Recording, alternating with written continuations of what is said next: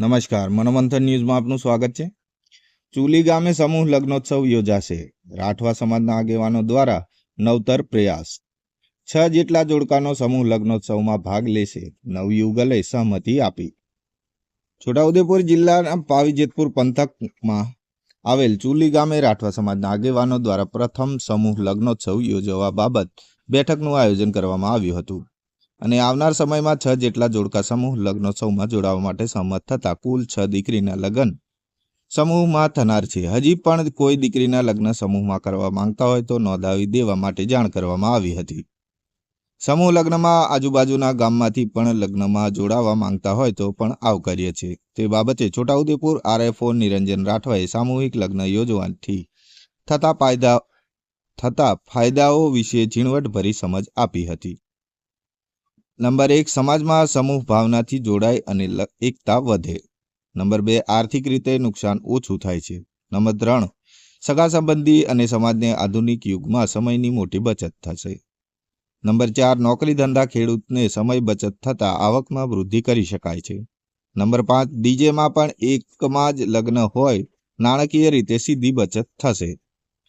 Number 6, વ્યસન મુક્તિની વાત કરી શારીરિક ફાયદો થાય છે। નંબર 7, પાણીની બચત થશે। નંબર 8, પ્રકૃતિ અને પર્યાવરણ ઓછામાં ઓછું નુકસાન થશે। નંબર 8, બહાર ગામમાં ભણતા કે ક્લાસીસ કરતા બાળકોના વાલી પણ રાહત મળે અને શાંતિ મળે છે। નંબર 9, એકબીજાના પરિચયથી જૂના સંબંધો તાજા થશે। નંબર 10, દીકરીના માતા પિતાને પણ આર્થિક સંકળામણથી અનુભવતા હોય તો રાહત અને સીધો લાભ થશે। નંબર 11, ધ્વનિ પ્રદૂષણ નિયંત્રિત કરી ગંભીર બીમારીથી બચી શકાય તેવા અનેક ઉદાહરણો આપી ઘણા ફાયદાઓ થવાથી સમૂહ લગ્નોત્સવ યોજવાનું નક્કી કરેલ છે અને હજી પણ રાઠવા સમાજમાં કોઈ જોડાવા માંગતા હોય તો જણાવવા વિનંતી કરવામાં આવી હતી।